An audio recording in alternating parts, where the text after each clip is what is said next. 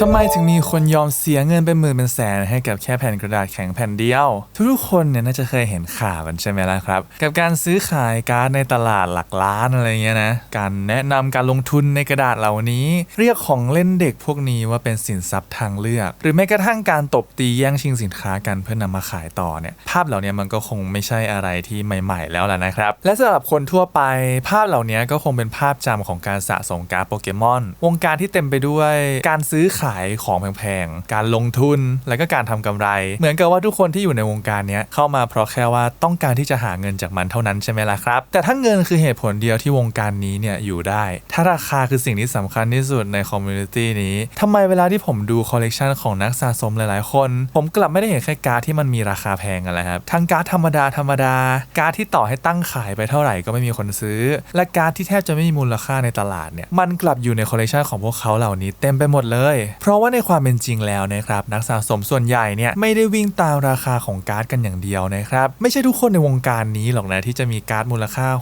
6-7 หลักอยู่ในแฟ้มของตัวเองเพราะว่าคนส่วนใหญ่เนี่ยจริงๆแล้วเขาเก็บแค่การ์ดที่ชอบกันโปเกมอนที่เขารักงานศิลปะที่สวยงามความทรงจำที่เคยมีในวัยเด็กคอลเลกชันของนักสะสมจริงๆเนี่ยมันถูกสร้างจากสิ่งเหล่านี้มากกว่านะครับถ้าให้ผมพูดตามตรงหลายครั้งที่ผมคุยกับนักสะสมที่อยู่ในคอมมูนิตี้ของผมเนี่ยนะพวกเขาแทบจะไม่ได้พูดถึงเรื่องราคากันเลยแหละครับอย่างตัวผมเองเนี่ยผมก็เป็นคนที่ซื้อการ์ดมาแล้วก็เก็บเอาไว้ใช่ไหมไม่ค่อยได้เปิดเช็คราคาทุกวันไม่ค่อยดูว่าการ์ดตัวเองเนี่ยราคาขึ้นหรือลงผมก็แค่เก็บการ์ดที่ผมชอบเอาไว้ยกตัวอย่างเช่นการ์ดมี QV ใบนี้นะครับตอนที่ผมซื้อมาเนี่ยเมื่อประมาณหลายปีแล้วนะราคามันอยู่แค่ประมาณ300กว่าบาทเองแต่ว่าในตอนนี้ราคามันขึ้นไปแต่หลักพันแล้วใช่ไหมล่ะซึ่งผมก็เพิ่งรู้เมื่อไม่กี่เดือนนี้เองนะครับและความคิดแรกของผมเลยนะที่มันเข้ามาในหัวก็คือทำไมมันถึงแพงอะไรขนาดนั้นนะครับไม่ใช่แบบกำไรแล้วหรือว่าจะขายดีไม่น่าอะไรเงี้ยเพราะว่าเหตุผลที่ผมซื้อการ์ดใบนี้จริงๆแล้วมันไม่ได้เกี่ยวกับเงินตั้งแต่แรกเลยผมซื้อเพราะว่าผมชอบมันครับแล้วก็อยากจะเก็บมันไว้ในคอลเลกชันของตัวเองเพราะสุดท้ายแล้วสิ่งที่การ์ดใบนี้มอบให้กับผมเนี่ยมันไม่ใช่ผลตอบแทนแต่มันคือความสุขที่ได้มีมันอยู่ในคอลเลกชันต่างหากและนี่ก็ไม่ใช่สิ่งเดียวนะครับที่คนส่วนใหญ่เข้าใจผิดกับการสะสมผมเคยไปเจอคอมเมนต์หนึ่งนะครับที่พูดประมาณว่าถ้าสะสมแล้วไม่ได้กำไรคุณจะสะสมไปทำไมนี่เป็นประโยคที่ผมเห็นแล้วก็แบบรู้สึกเศร้าเลยล่ะครับมันเหมือนกับว่ายังมีใครอีกหลายคนนะที่ไม่เข้าใจว่าจริงๆแล้วเนี่ยชีวิตมันสามารถมีความสุขได้นะทำในสิ่งที่ตัวเองชอบมองในสิ่งที่ตัวเองรักงานอดิเรกต่างๆเนี่ยมันก็เกิดขึ้นมาเพื่อการนี้แหละนะครับทุกคนน่าจะเคยเห็นการสะสมสแตมป์เหรียญรองเท้าเสื้อผ้าอะไรอย่างเงี้ยใช่ไหมล่ะครับทุกอย่างที่ผมพูดไปเนี่ยคนเขาก็เก็บกันเพราะว่าความชอบล้วนๆเลยใช่ไหมล่ะแค่ความสุขจากการที่ได้ครอบครองสิ่งเหล่านี้แค่นี้มันก็เพียงพอแล้วสำหรับงานอดิเรกไม่ใช่หรอครับเพราะว่าสุดท้ายแล้วพวกเราสะสมสิ่งเหล่านี้ไม่ใช่เพราะว่ามันมีมูลค่าหรอกนะครับแต่มันมีมูลค่าเพราะว่ามันมีความหมายกับพวกเราต่างหากบางคนอาจจะพูดเพราะว่าความหายากสภาพของการ์ดหรือว่าความต้องการของตลาดอะไรอย่างนี้ใช่ไหมล่ะครับแต่ว่าจริงๆแล้วเนี่ยมันมีเหตุผลมากกว่านั้นนะประสบการณ์ส่วนตัวที่แต่ละคนมีกับโปเกมอนตัวนั้น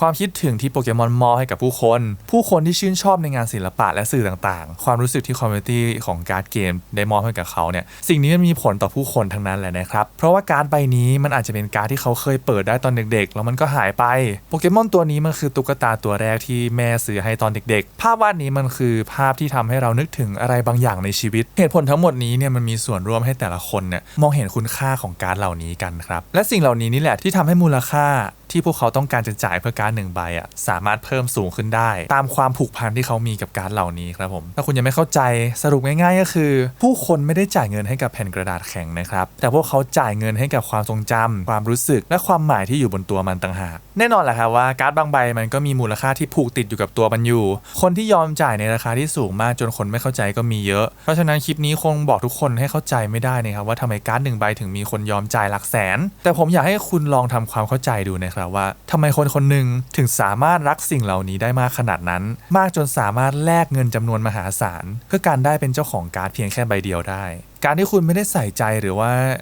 เห็นคุณค่าในสิ่งเหล่านี้ไม่ได้แปลว่าคนอื่นจะเป็นเหมือนคุณนะครับมันอาจจะเป็นความทรงจำที่สำคัญสำหรับใครสักคนเด็กสักคนหรือผู้ใหญ่อีกหลายคนและนี่คือสิ่งที่ทำให้โปเกมอนมันพิเศษกว่าสิ่งอื่นๆนะครับผมจริงๆก็ประมาณนี้แหละนะคลิปเราไม่ได้พูดอะไรเยอะถ้าทุกคนไม่เห็นภาพหรือไม่เข้าใจเนี่ยผมก็จะไม่โทษอะไรหรอกนะเพราะว่าพูดตามตรงสภาพตลาดสภาพคอมมูทุกวันนี้การ์ดที่ราคาแพงนั้นมันเกิดจากการปั่นราคากันทั้งนั้นเลยเนาะทั้งเซตที่แบบว่า Official ยังไม่วางขายแต่ว่ามีคนมารับพรีออเดอร์ไปแล้วในราคาที่สูงกว่า MSRP ถึง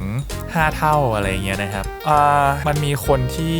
เข้ามาเพื่อใช้ประโยชน์จากสิ่งเหล่านี้จากความชอบของผู้คนเข้ามาเยอะนะในทุกวันนี้ผมก็เลยอยากทำคลิปนี้เพื่อบอกให้กับคนที่ไม่เข้าใจแล้วก็เพิ่งเข้ามานะครับว่าจริงๆแล้วเนี่ยความสำคัญของการ์ดเกมจริงๆมันเป็นยังไงมันคืออะไรซะมากกว่านะครับถ้าคุณเข้ามาเห็นแค่ตัวเงินเนี่ยผมว่าคุณกำลังเข้ามาผิดที่อยู่ผมอยากจะ